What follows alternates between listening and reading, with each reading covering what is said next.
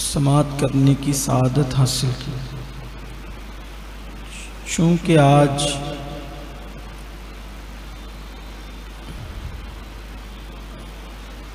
عرف عوام میں لوگ شب قدر مناتے ہیں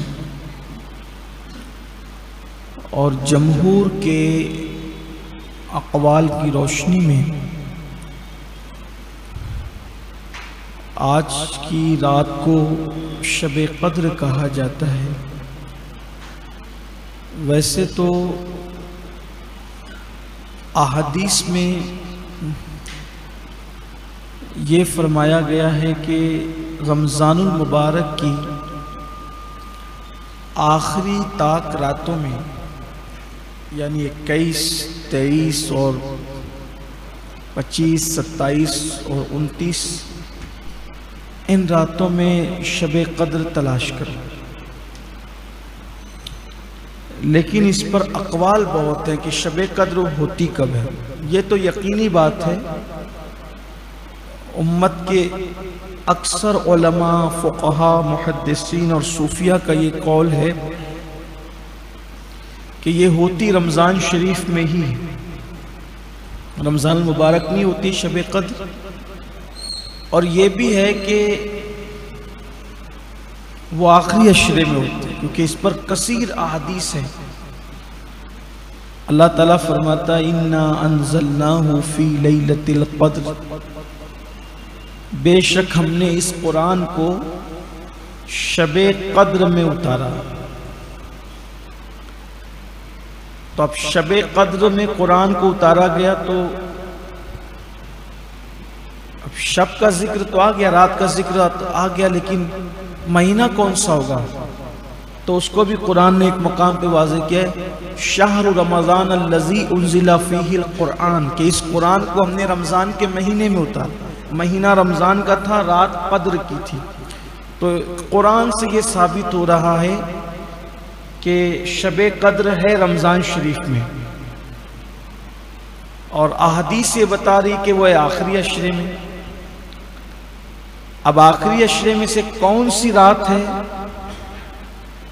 تو اس کے لیے یہ کہ بھئی ڈھونڈو، تلاش کرو، اور اس کو شب قدر مل گئی جس نے مغرب اور عشاء کی نماز، مغرب عشاء اس نے جماعت کے ساتھ پڑھی، مغرب بھی جماعت سے پڑھی، عشاء بھی جماعت سے پڑھی، 21 میں، 23 میں، 25 میں، 27 میں، 29 میں اللہ نے اس کو شب قدر عطا کر دی، اور اب شب قدر کی جو فضیلت ہے وہ اس کو نصیب ہو گئی۔ اللہ تعالیٰ فرماتا ہے شب قدر کیا ہے؟ وَمَا أَدْرَاكَ مَا لَيْلَةُ الْقَدْرِ، تم نے کیا جانا شب قدر کیا ہے؟ پھر خود ہی جواب دیتا ہے لیلۃ القدر خیر من الف شہر، یہ 1000 مہینوں سے افضل ہے۔ تو چونکہ ظاہر میں اس کا یہ کہ یہ 1000 مہینوں سے افضل ہے، تو اس کے بنتے ہیں 83 سال 4 مہینے۔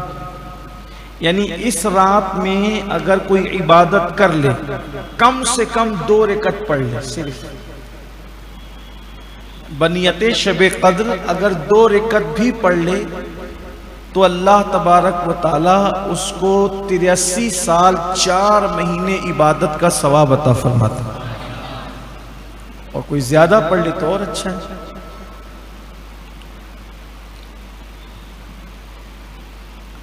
اب تو چونکہ پورا مہینہ رخصت ہو گیا، آپ سے گزارش کرتا ہوں کہ اگر آئندہ اللہ زندگی دے، 21، 23، 25، 27، 29 ان طاق راتوں میں جب تراویح کے لیے آیا کریں تو اس وقت بنیت شب قدر جو وتر کے بعد کی نفل ہوتی ہے اس کو کر لیا کریں کہ میں اسی نیت سے پڑھ رہا ہوں، یا پھر مغرب کی نماز کے بعد کی جو 2 سنت کے بعد جو نفل ہوتی ہے اس میں نیت کر لیا کریں کہ میں شب قدر کی نیت سے پڑھ رہا ہوں۔ یعنی اس میں ہمیں یہ حکم نہیں ہے کہ پوری رات پڑھیں گے تو ہی اتنا ثواب ملے گا، ایسا نہیں ہے۔ اللہ نے جس کو جتنی توفیق دی، اللہ نے جس کو جتنی توفیق دی وہ اتنا پڑھے، کم سے کم 2 رکعت، زیادہ سے زیادہ 1000 رکعت، درمیان میں 100 رکعت۔ اب جو جتنا پڑھے گا اس کو اتنا ملے گا۔ یہاں یہ بات بھی عرض کی کر دوں کہ لیلۃ القدر خیر من الف شہر، کہ یہ 1000 مہینوں سے افضل ہے۔ صاحب روح البیان لکھتے ہیں اس میں، اس سورہ مبارکہ کے ضمن میں، کہ یہ 1000 جو ہے نا، 1000 یہ عرب کا محاورہ ہے۔ جیسے نہیں ہم لوگ گفتگو کرتے ہیں آپس میں کہ میں نے 1000 بار تجھے سمجھایا تیرے سمجھ میں نہیں آیا، یعنی بہت زیادہ تجھے سمجھایا، تب اس کا مطلب اگر یہ محاورے کی اگر بات لی جائے تو سمجھ لو کہ یہ شب قدر 1000 مہینوں سے بھی افضل ہے۔ کثرت بتانا ہے، ہزاروں مہینوں سے افضل ہے۔ اور اگر عدد مراد لے لیا جائے تو تب بھی کوئی کمی نہیں ہے۔ اس سورہ مبارکہ کے شان نزول کی وجہ یہ بنی، شاہ عبدالعزیز محدث دہلوی فرماتے ہیں کہ حضور اکرم صلی اللہ علیہ وآلہ وسلم کو خیال آیا کہ اور انبیاء کرام کی امتوں کی عمر بہت طویل ہوئی، کوئی 500 سال، کوئی 1000 سال کا ہوا، کوئی 300 سال کا ہوا، یعنی ایسی لمبی لمبی عمر لوگوں نے پائی۔ اور آقا کریم صلی اللہ علیہ وآلہ وسلم کی امت کی عمر مختصر ہے۔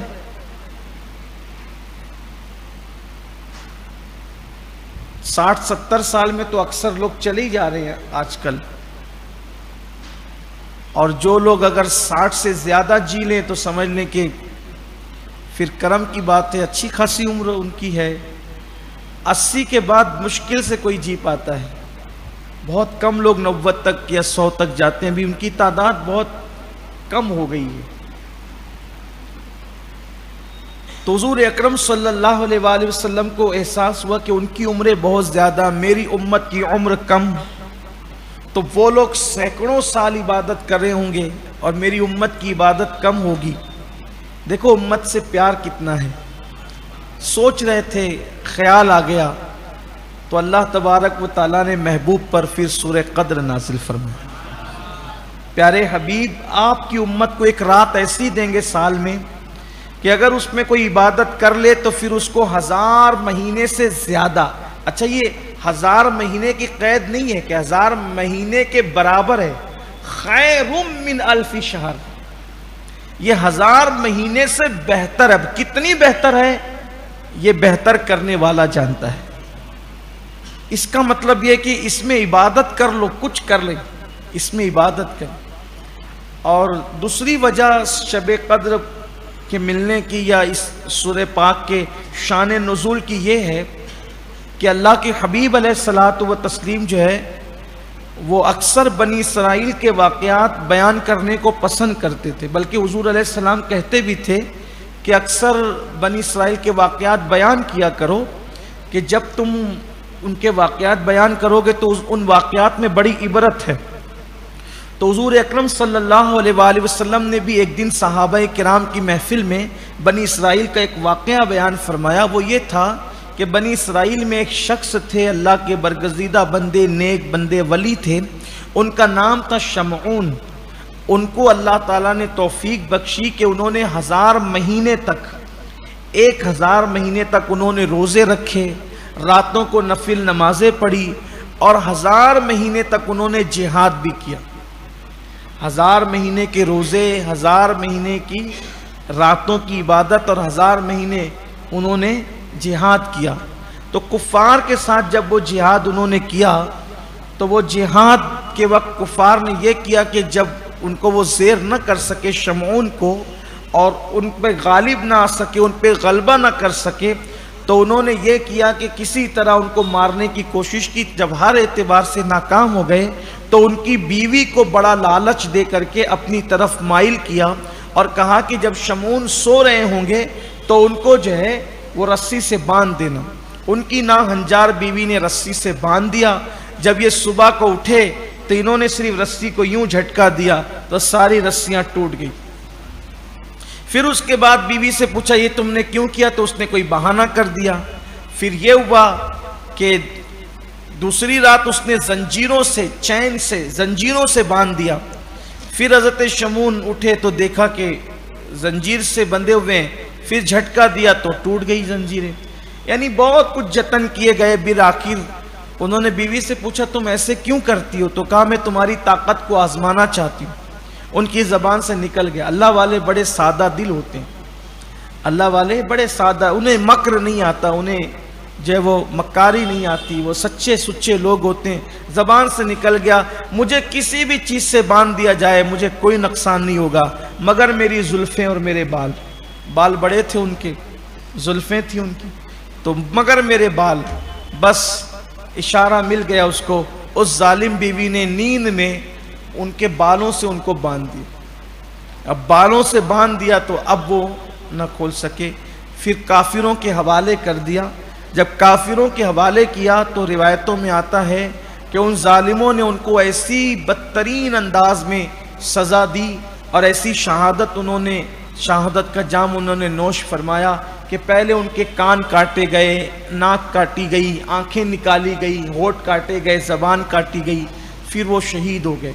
جب شہید ہو گئے تو اللہ تبارک و تعالیٰ نے ان کے شہید کرنے والوں کو زمین میں دھسا دیا اور ان پر بجلی گرا کر کے وہ بیوی جنہوں نے غداری کی تھی جس بدبخت نے، وہ بھی جل کے مر گئی اور پوری قوم ہلاک ہو گئی۔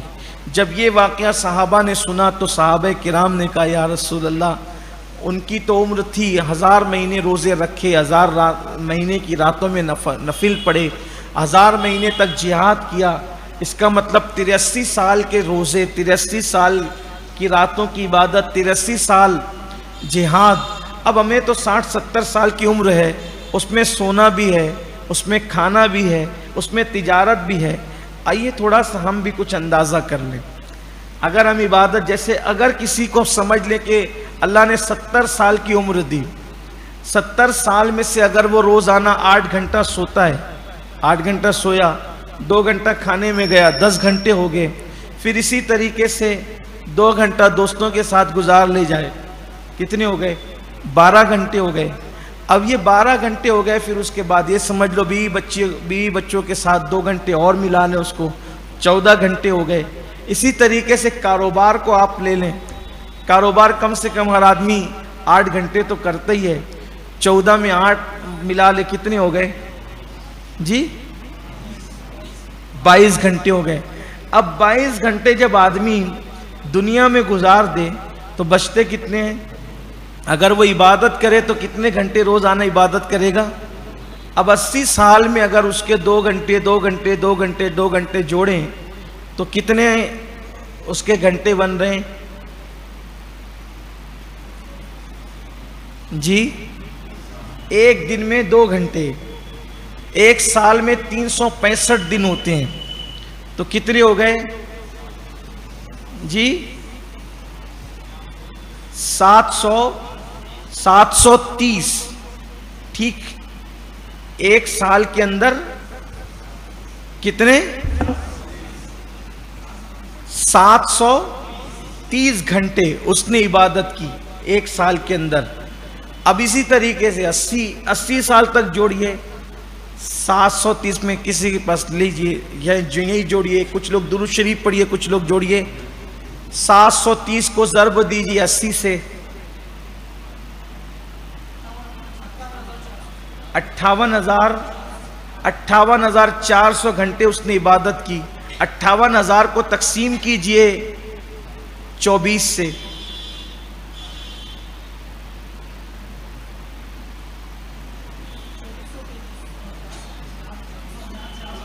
جی 2433، اس کو تقسیم کیجئے 365 سے، جی 80 سال میں ٹوٹل اگر ہم حساب اگر صحیح کر رہے ہیں تو کل عبادت کا تخمینہ نکلتا ہے صرف 6 سال۔ جس کو 80 سال کی زندگی ملی تو 80 سال میں اس نے کتنی عبادت کی؟ صرف 6 سال۔ یعنی زندگی کے اس نے 74 سال کھانے پینے سونے دوست بیوی بچوں میں سب میں اس نے لگا دیا 6 سال. اب کہاں 83 سال کا جہاد، 83 سال کی نمازیں، 83 سال کی بات، اور کہاں 6 سال. اور اس 6 سال میں بھی یہ میں تو روزے رکھتا ہوں، میں بہت نمازیں پڑھتا ہوں، میں بہت تلاوت کرتا ہوں، یعنی کہ عمل نیک کیا بھی تو چھپانے نہ دیا. یہ حالت ہو گئی، یہ صورت ہو گئی، یہ کیفیت ہو گئی. اب آپ مجھے بتائیں، ایک طرف 6 سال کی عبادت چلے، قبول بھی ہے مقبول بھی ہے خلوص بھی ہے، تو 6 سال کہاں، 83 سال کہاں، 500 سال کہاں، 1000 سال کہاں. صحابہ کرام نے کہا حضور ہم تو اتنی عبادت. صحابہ غمگین ہو گئے، صحابہ کو غمگین دیکھا، حضور بھی غمگین ہو گئے. ادھر حضور غمگین ہوئے، اللہ نے فرمایا محبوب غمگین نہ ہو پیارے، تیری امت کو ایک رات دیں گے، اور ایک رات میں وہ عبادت کریں گے تو اس کو 1000 مہینے سے زیادہ عبادت کا ثواب عطا کریں. لیکن ہمیں بھی قدر نہیں ہے.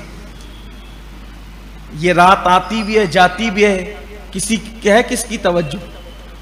کتنے لوگ آتے ہیں عبادت کے لیے کہ چلو شب قدر عبادت کر لیں. اس رات کو لیلۃ القدر کہنے کی وجہ یہ ہے، اس رات کو لیلۃ القدر کہنے کی وجہ یہ کہ ایک تو قدر کا معنی ہوتا ہے عزت اور عظمت کے، کہ اس رات میں اللہ تعالیٰ نے عزت اور عظمت والا قرآن نازل فرمایا. یہ عزت والی رات ہے، قدر والی رات ہے. قدر کا ایک معنی ہوتا ہے تنگی کے، کیونکہ عربی میں ایک لفظ کے کئی معنی ہوتے ہیں. تو قدر کے ایک معنی ہوتا ہے تنگی کے، یعنی کہ شب قدر میں زمین پر اتنی بڑی تعداد میں فرشتے آتے ہیں کہ یہ زمین تنگ ہو جاتی ہے. زمین تنگ ہو جاتی ہے فرشتوں کی تعداد کے سامنے. اور جبریل علیہ السلام اور سارے فرشتے شب قدر میں زمین پر آتے ہیں، اور آ کر کے وہ ہمارے لیے دعا کرتے ہیں، ہمارے لیے دعائیں کرتے ہیں، ہم سے مصافحہ کرتے ہیں، کیونکہ اللہ تبارک و تعالیٰ کا فرمان ہے. اللہ فرماتا ہے مجھے تسبیح کرنے والوں کی آواز سے زیادہ گنہگاروں کے رونے کی آواز پسند ہے. تسبیح کرنے والوں کی آواز، تسبیح کی آواز سے زیادہ گنہگاروں کے رونے کی آواز پسند ہے. تو فرشتے کہتے ہیں مولا تو تسبیح سے زیادہ رونے والوں کی آواز کو پسند کرتا ہے، تو ذرا تیرے جو بندے اپنے گناہوں کو یاد کر کے رو رہے ہیں، ذرا اس رونے کے منظر کو ہم بھی دیکھنا چاہتے ہیں. تو اللہ تعالیٰ انہیں شب قدر میں زمین پہ اتارتا ہے اور وہ زمین پر آتے ہیں. اسی لیے میرے آقا مصطفیٰ جان رحمت صلی اللہ علیہ وآلہ وسلم نے فرمایا کہ جو شب قدر میں بخش دیا گیا، اور شب قدر میں سبھی بخش دیے جاتے ہیں، شب قدر میں سبھی کی نجات ہو جاتی ہے، اور جو شب قدر میں نہ بخشا گیا اس سے بڑا محروم اور بدبخت تو کوئی ہو ہی نہیں سکتا. اور جو شب قدر میں محروم رہا وہ ہمیشہ محروم ہے، وہ محروم ہی ہے. تو شب قدر میں میرا اللہ سب کو بخش دیتا ہے، سب کی مغفرت فرما دیتا ہے. لیکن حدیث پاک میں آتا ہے کہ کچھ لوگ ایسے ہیں بدترین قسم کے کم نصیب، جن کو اللہ تعالیٰ نہیں بخشتا. ان کے نام میں پڑھ دیتا ہوں، اللہ کرے ان میں سے ہم نہ ہو. یعنی بغیر توبہ کے اللہ سب کو بخش دیتا ہے. اس رات توبہ کے بغیر اللہ سب کو بخش دیتا ہے، لیکن کچھ ایسے بھی ہوتے ہیں جن کو اللہ معاف نہیں کرتا. لیکن وہ لوگ بھی جن کے نام پڑھے جا رہے ہیں، وہ لوگ بھی اگر توبہ کر لیں تو اللہ ان کو بھی بخش دے گا. اگر وہ بھی توبہ کر لیں اللہ ان کو بھی بخش دے گا. یہ میں نے کئی کتابوں کا ایک نچوڑ ہے، کیونکہ کسی حدیث میں 3 لوگوں کا نام آیا ہے، کسی حدیث میں 5 لوگوں کا نام آیا ہے، تو ایسے وہ پورا ہم نے اس کو جوائنٹ کرنے کی کوشش کی ہے. کن کن کو نہیں بخشا جاتا؟ نمبر 1، آپ درود شریف پڑھنے ایک مرتبہ.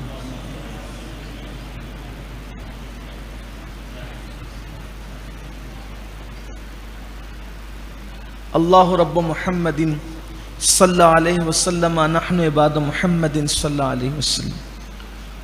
جو لوگ اپنے گھروں میں تصاویر لگاتے ہیں، جن کے گھروں میں تصویریں ہوتی ہے، جاندار کی تصویر، اللہ تعالیٰ ان کی بخشش شب قدر میں بھی نہیں فرماتا. شب قدر میں بخشے نہیں جاتے.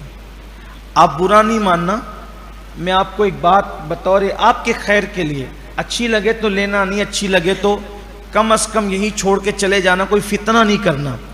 کیونکہ حدیث میں آیا، اس لیے میں بتا رہا ہوں، میری ذمہ داری ہے کہ گھروں میں جو تصویریں لگاتے ہیں اللہ تعالیٰ ان کو معاف نہیں فرماتا شب قدر میں جب تک وہ توبہ نہ کر لے. آج کل ہم یہ دیکھتے ہیں کہ لوگ عقیدت میں، محبت میں پیروں کی تصویر، ماں باپ کی تصویر، علماء کی تصویر اپنے گھروں میں آویزہ کرتے ہیں، جبکہ حدیث پاک ہے کہ جس گھر میں تصویر ہوگی اور جس گھر میں کتا ہوگا اس گھر میں رحمت کے فرشتے بھی نہیں آئیں. اور ہم تو عقیدت سے لگا رہے ہیں، لوگ سنتے نہیں، لڑتے ہیں، نہیں ہم لگائیں گے، تمہارا کیا جاتا ہے؟ ہمارا کچھ نہیں جاتا، ہمیں تو آپ کو صحیح مشورہ دینا ہے. ہم آپ کو صحیح مشورہ دینا چاہتے ہیں. اپنے پیروں کی تصویر اپنے گھروں میں فریم کر کے مت لگاؤ، اپنے علماء کی تصویر مت لگاؤ، بلکہ اس میں پیر کی بھی توہین ہے.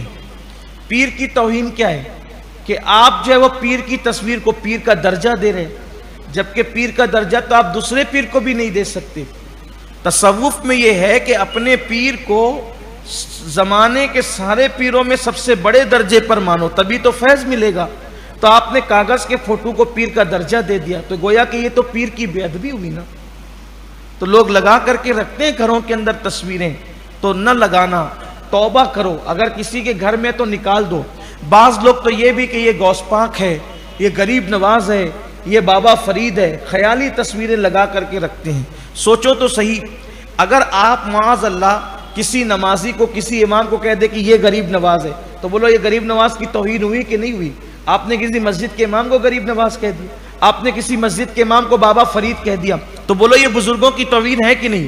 تو کسی عام فہم کسی بڈھے کو خیالی طور پر آپ نے بنا دیا اور اس کو آپ بابا فرید کا نام دے رہے ہیں، غریب نواز کا نام دے رہے ہیں. سوچو یہ ہمارے بزرگوں کی توہین ہے کہ نہیں؟ واللہ بابا فرید ایسے تھے کہ کسی ایرے گہرے بڈھے کو آپ بابا فرید کا نام دے رہے ہیں اپنے خیال کے اعتبار سے، قیامت کے دن اللہ کو منہ کیا دکھائیں گے؟ وہ تو ایسے تھے فرد فرید، یکتا اور بے مثال، کہ ان کے دور میں بھی ان جیسا کوئی نہ ہوا.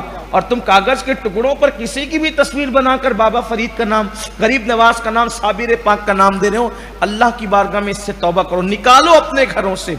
اور جن جن گھروں میں توبہ بھی کرو، ورنہ شب قدر میں بھی معاف نہیں کیے جاؤ گے.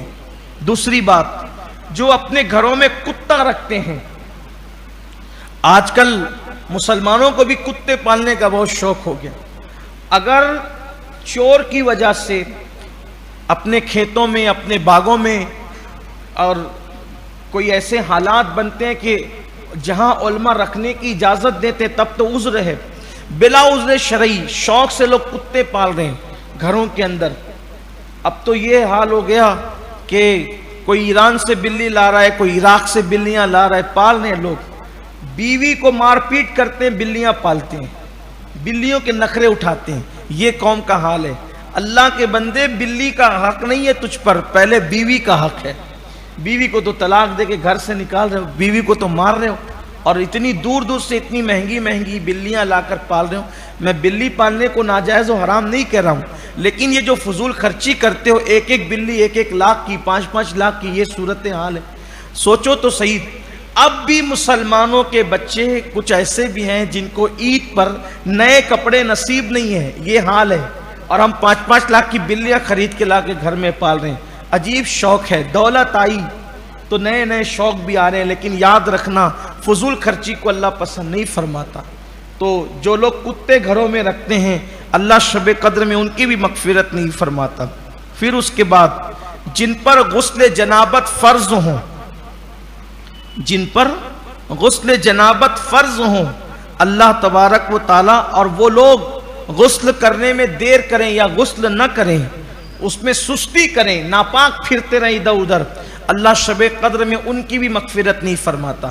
عادت بناؤ کہ جس وقت غسل جنابت فرض ہو تو جلدی سے جلدی غسل کرو، اس میں بلا وجہ تاخیر نہ کرو، بلا عذر شرعی اس میں تاخیر نہ کرو، اس میں جو ہے وہ جلدی سے غسل کرنے میں عجلت سے کام لیا کرو. پھر اس کے بعد جن پر زکوٰۃ فرض ہو اور وہ زکوٰۃ ادا نہیں کرتے، شب قدر میں اللہ ان کی بھی مغفرت نہیں فرماتا.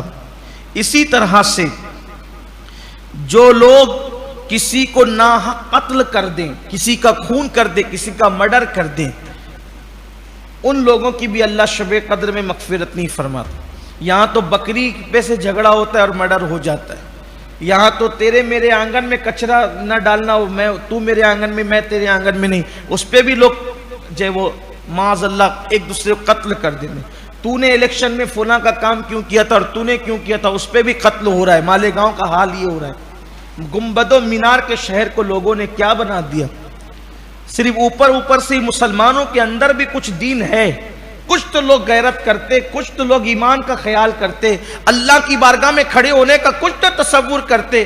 سب کچھ آج صرف دادا گیری ہو گئی، دولت ہو گئی، مال ہو گیا، بس یہ سب کچھ چل رہا ہے۔ جس کے پاس مال آیا وہ جو جی میں آئے گا کرے گا، جس کے پاس قوت اور طاقت آئی وہ جو جی میں آئے گا کرے گا۔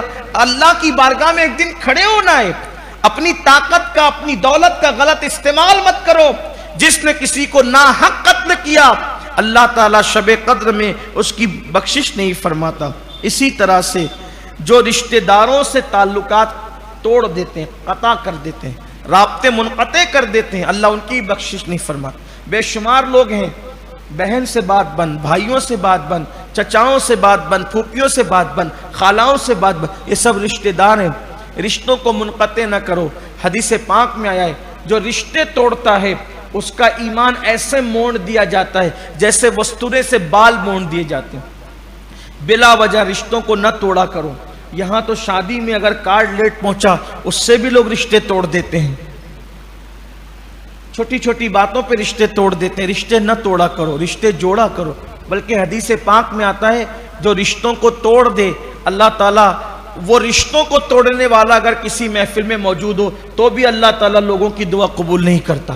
ایک مرتبہ حضرت سیدنا ابو ہریرہ ملک شام تشریف لے گئے تو لوگوں نے کہا کہ آپ ابو ہریرہ صحابی رسول ہیں، آپ لوگوں کے لیے دعا کر دیں۔ فرمایا کہ میں دعا ضرور کروں گا، لیکن پہلے محفل سے اس کو باہر کرو، ان لوگوں کو جو رشتے توڑنے والے ہیں۔ تو پوری محفل میں کوئی ایسا بندہ نہ تھا جو رشتوں کو توڑنے والا ہو، صرف ایک بندہ تھا جس کا اس کی پھوپھی سے رشتہ ٹوٹا ہوا تھا، بات چیت بند تھی۔ فرمایا اٹھ کر کے جا، یا تو جا کے صلح کر یا تو محفل سے باہر نکل۔ وہ گیا اور جانے کے بعد اس نے پھوپھی سے معافی مانگی کہ مجھے ابو ہریرہ رضی اللہ تعالیٰ عنہ نے اپنی محفل سے باہر کر دیا ہے کہ جو رشتوں کو توڑنے والا میری محفل میں جب تک موجود ہوگا اس وقت تک میں دعا نہیں کروں گا۔ آپ غور فرمائیں، آپ کیا کہتے ہیں یار امام صاحب تو ہمیشہ دعا کرتے ہیں، ہماری دعا قبول نہیں ہوتی، مولانا دعا کرتے ہیں، پیر دعا کرتے ہیں۔ امام کیا کرے گا بیچارہ، اس کے ہاتھ میں تو صرف دعا کرنا ہے، دعا قبول کرنا اس کا کام تھوڑی ہے۔ آپ نے خود ہی رشتے توڑ رکھے ہیں۔ سوچو ذرا، دل پر ایمان والے دلوں پہ ہاتھ رکھ کے سوچو، ہمارے سگے بھائیوں کے ساتھ اپنا رویہ کیا ہے، ہماری سگی بہنوں کے ساتھ ہمارا رویہ کیا ہے، ہمارے چچا تایا کے ساتھ ہمارا رویہ کیا ہے۔ سوچو ذرا، اسلام صرف نماز روزے کا نام نہیں ہے، اسلام یہ بھی حکم دیتا ہے کہ رشتہ داریوں کو نہ توڑو مت، رشتہ داریوں کو جوڑو۔ بلکہ نسب اور برادری اسلام میں کیوں ہے؟ پہچان کے لیے، صرف تعصب کے لیے نہیں، پہچان کے لیے، تاکہ پہچانو کہ میرا رشتہ دار کون ہے اور اس کے ساتھ اچھا سلوک کرو، بس اسی لیے۔ لیکن لوگوں نے اچھا سلوک کرنے کی بجائے اسی پہ تعصب اور پھیلانا شروع کر دیا، عصبیت پھیلانا شروع کر دیا۔ جو کرنے کے لیے تھی برادری کی پہچان وہ تو کیا نہیں، اس کے علاوہ مزید کاٹے بونے شروع کر دیے۔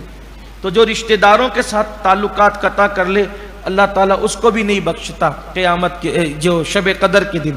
اور پھر جو قبرستان جاتا ہے اور قبرستان جا کر قبرستان میں ہنستا ہے، ہنسی مذاق کرتا ہے قبرستان میں، اللہ اس کی بھی شب قدر میں بخشش نہیں فرماتا۔ دیکھ لیجئے آپ، بہت سارے لوگ ہیں ہنسی کھیل کرتے ہوئے قبرستان جاتے ہیں۔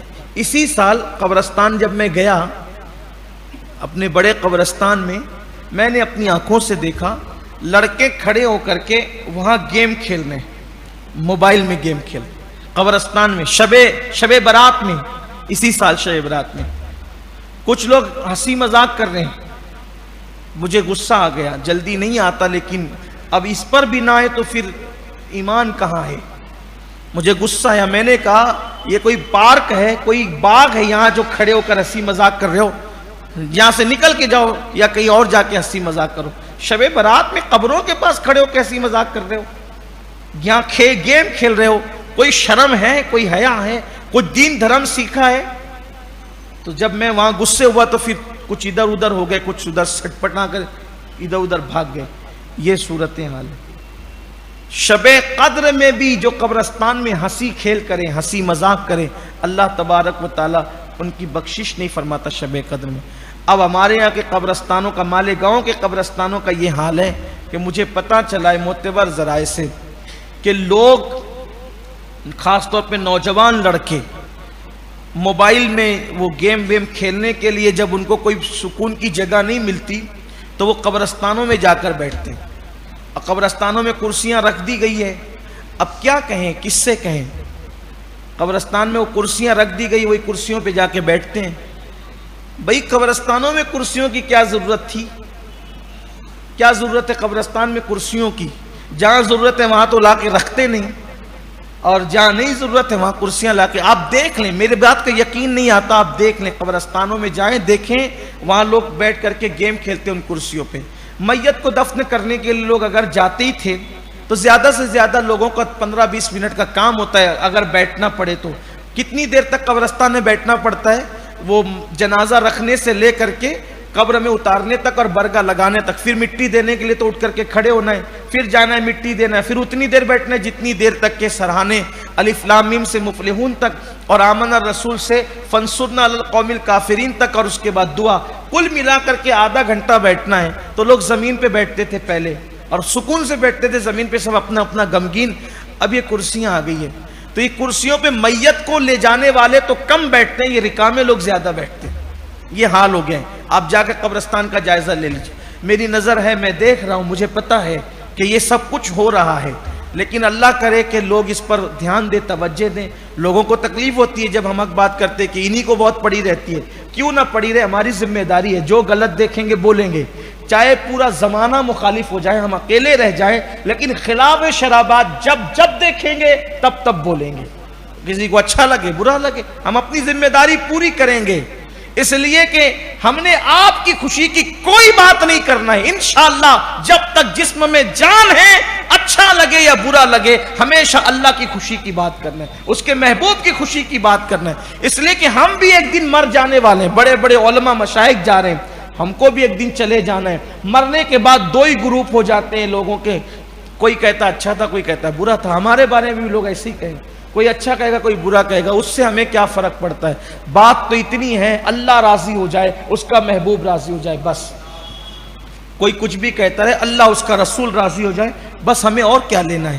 آپ سے بھی گزارش کرتا ہوں, اگر اللہ نے آپ کو قوت اور طاقت دی ہے, آپ کو سورس دیے ہیں, اثر دیا ہے, ہٹوائیے وہاں سے.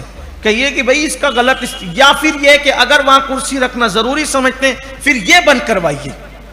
یا تو کرسی ہٹوا دو, اس کا غلط استعمال ہو رہا ہے, یا پھر یہ کہ وہاں پر گیم کھیلنا بند کروا دو. قبرستان گیم کھیلنے کی جگہ نہیں ہے.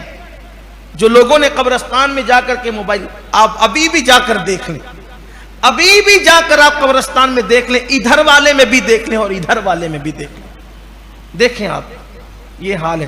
اور صرف اب گیم نہیں کھیلا جا رہا ہے, بلکہ وہاں جا کر کے مووی بھی دیکھی جاتی ہے بیٹھ کر کے. یہ صورتحال ہے. تباہ نہیں ہوں گے تو کیا ہوں گے؟ بربادی نہیں. صرف قبرستان میں ہنسنے پر یہ ہے, قبرستان میں ہنسنے پر, کہ قبرستان میں ہنسنے والے کو شب قدر میں بھی معاف نہیں کیا جاتا. اللہ اتنا ناراض ہوتا ہے ان سے. اور وہاں جا کے جو دیکھ رہے ہیں, جو کچھ ہو رہا ہے. پھر اس کے بعد فرمایا گیا کہ جو ادھر کی بات ادھر اور ادھر کی لگائی بجائی کرتے, اس کی سنی ادھر لگایا, اس کی سنی ادھر لگایا, ان لوگوں کی بھی اللہ شب قدر میں مغفرت نہیں فرماتا. دیکھیں دنیا میں ایسے لوگ ہیں, اس کی سنیں گے تو ادھر لگائیں گے, اس کی سنیں گے تو اس کو کہتے ہیں چغلی کرنا. اسی طرح اگر کسی دینی استاد سے پڑھا ہے, مذہب کی تعلیم پڑھی, قرآن پڑھا, حدیث پڑھی, کوئی دینی استاد ہے, اس دینی استاد کا بھی اگر دل دکھاتا ہے, زبردستی دل دکھاتا ہے, بلا وجہ دل دکھاتا ہے, تو ایسی صورت میں اللہ تعالیٰ شب قدر میں اس کی بھی مغفرت نہیں فرمائے گا. اسی طرح نماز میں جو سستی کرتے ہیں, شب قدر میں ان کی بھی مغفرت نہیں ہے, مگر یہ کہ وہ توبہ کر لے. اسی طرح اپنے کسی مسلمان بھائی کوئی اپنا مسلمان بھائی اس سے زبردستی 3 دن تک بلا وجہ بات بند کر لینا، ایسے لوگوں کی بھی اللہ شب قدر میں مغفرت نہیں فرماتا۔ یہ ایک چھوٹی سی کوشش اور کاوش تھی جو جمع کر کے آپ کو بتا دیا گیا، واللہ عالم ورسولہ عالم۔ مگر ان لوگوں نے بھی اگر اللہ کی بارگاہ میں سچی توبہ کر لی، اللہ تعالیٰ ان کو بھی معاف فرما دے گا۔ سچی توبہ کرو، آج کی رات بڑی مبارک رات ہے، اس رات میں اللہ کی بارگاہ میں سچی توبہ کرو، اللہ کو مناؤ، اللہ کو راضی کرو۔ ام المومنین سیدہ عائشہ صدیقہ رضی اللہ تعالیٰ عنہ نے پوچھا کہ یا رسول اللہ صلی اللہ علیہ وآلہ وسلم، اگر مجھے شب قدر مل جائے تو میں کیا مانگوں؟ تو آقا نے فرمایا عائشہ اللہ سے عافیت مانگنا، عافیت کے سوا کچھ نہ مانگنا۔ عافیت کہ اللہ دنیا کی بھی عافیت عطا فرما، دنیا میں بھی عافیت عطا فرما اور آخرت میں بھی عافیت عطا فرما۔ یعنی اگر آپ نے اللہ سے عافیت مانگ لی تو آپ کی دنیا اور آخرت دونوں کامیاب ہو گئے۔ تو اللہ سے عافیت مانگو، عافیت آپ مل گئی تو کاروبار میں بھی عافیت ہے، زندگی میں بھی عافیت ہے، صحت میں بھی عافیت ہے، رزق میں بھی عافیت ہے، بچوں میں بھی عافیت ہے، بیوی میں بھی عافیت ہے، اور موت میں بھی عافیت ہے، موت کے بعد بھی عافیت ہے۔ تو اس لیے اللہ تعالیٰ سے دونوں جہان کی عافیت مانگو اور یہ دعا کرو، اللہم انک عفو تحب العفو فاعف عنی، کہ اے اللہ مجھے معاف فرما کیونکہ تو معاف کرنے کو پسند کرتا ہے، تو مولا تو مجھے معاف فرما دے۔ اللہ سے یہ دعا کرو۔ اور حضرت ابی ابن کعب، کبھی کبھی کچھ لوگ سوچتے ہیں کہ یار اتنے اقوال ہیں کہ اس دن شب قدر، اس دن شب قدر، اس دن شب قدر، تو شب قدر ہے کس رات کو؟ تو حضرت ابی ابن کعب قسم کھا کے کہتے ہیں، قسم کھاتے تھے، وہ قسم کھا کے کہتے تھے کہ شب قدر 27ویں رات کو ہی ہوتی ہے، یعنی 27ویں تاریخ کو ہی شب قدر ہوتی رمضان شریف کی۔ ایک مرتبہ فاروق اعظم رضی اللہ تعالیٰ عنہ نے صحابہ کرام جو بہت پڑھے لکھے صحابہ تھے ان کو جمع کیا اور جمع کر کے وہ کہا کہ بتاؤ شب قدر کب ہوتی ہے؟ کسی نے کوئی کہا، کسی نے کچھ کہا، کسی نے کچھ کہا، کسی نے کچھ کہا۔ حبر الامہ سید المفسرین عبداللہ ابن عباس رضی اللہ تعالیٰ چپ تھے، خاموش تھے۔ فاروق اعظم نے کہا اے ابن ام رسول، اے رسول اللہ کے چچا کے بیٹے، آپ کیوں نہیں کہتے؟ آپ پہ کوئی پابندی تو نہیں، آپ بھی کچھ کہو۔ تو انہوں نے فرمایا امیر المومنین شب قدر 27ویں کو ہوتی ہے، 7ویں رات کو ہوتی ہے، کیونکہ اللہ کو 7 کا عدد بہت پسند ہے۔ 7 آسمان بنائے، 7 زمین بنائی، 7 دن بنائے، اسی طرح سے شیطان کو کنکری مارنا ہے تو بھی 7۔ اس طرح انہوں نے 7 قرآن کی منزلیں 7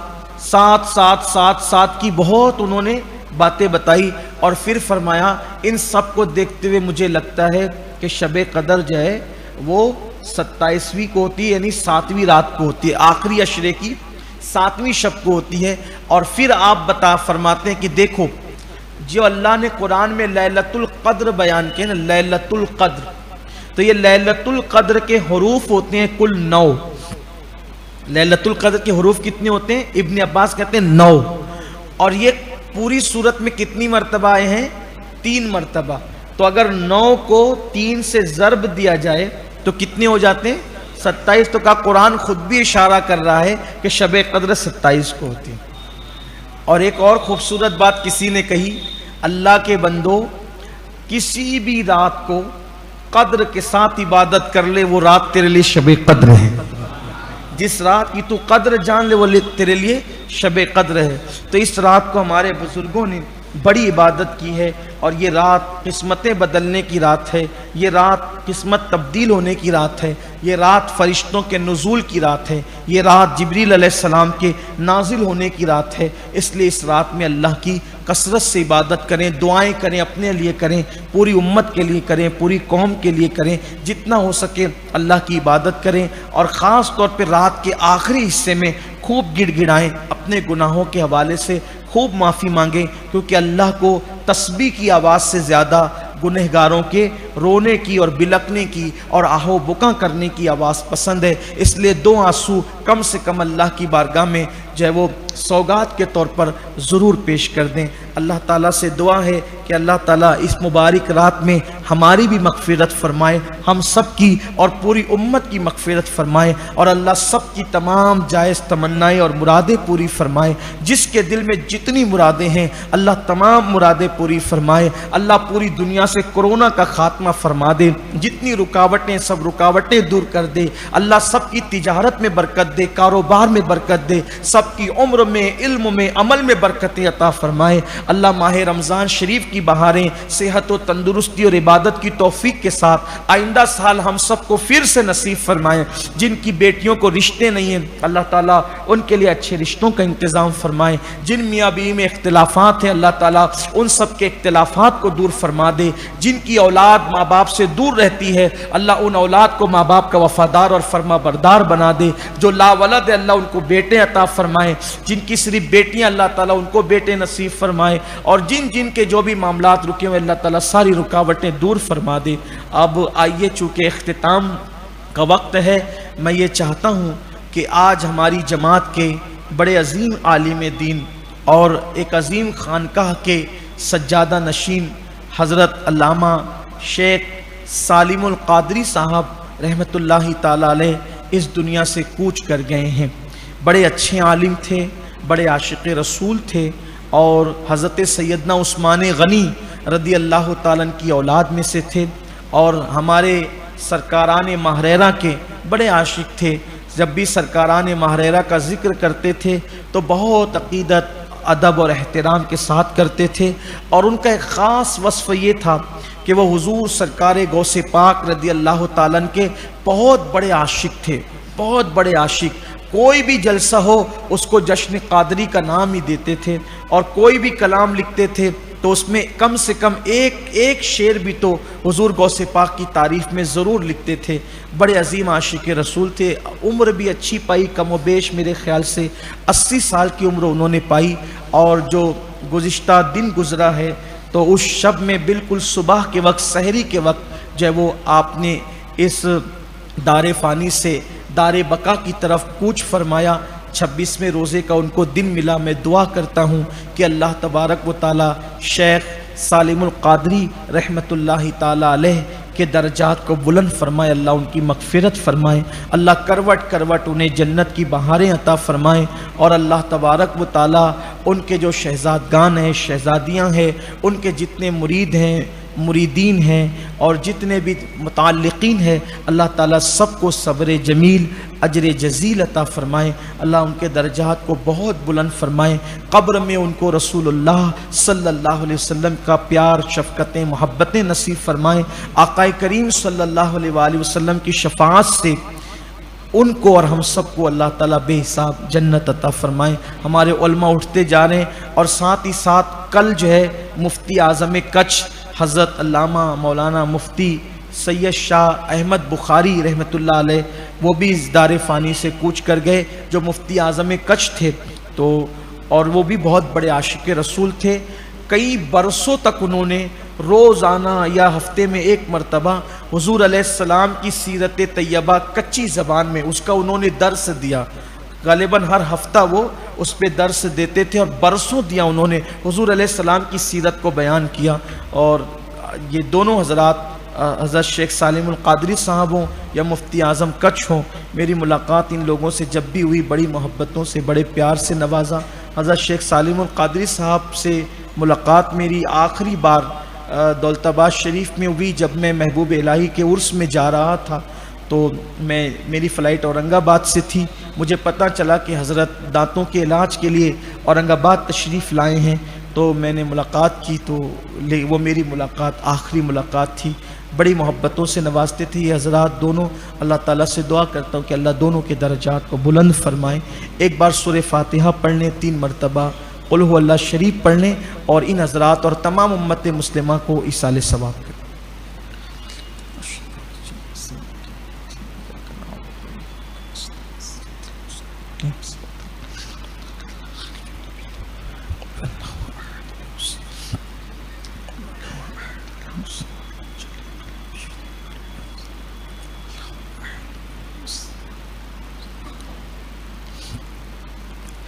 ان اللہ وملائکتہ یصلون علی النبی یا ایھا الذین آمنوا صلوا علیہ وسلموا تسلیما اللہم صلی علی سیدنا و مولانا محمد معدن الجود والکرم وآلہ الکرام اجمعین صلاۃ و سلام علیک یا جد الحسن والحسین سبحان ربک رب العزت عما یصفون وسلام علی المرسلین والحمد للہ رب العالمین بحق لا الہ الا اللہ.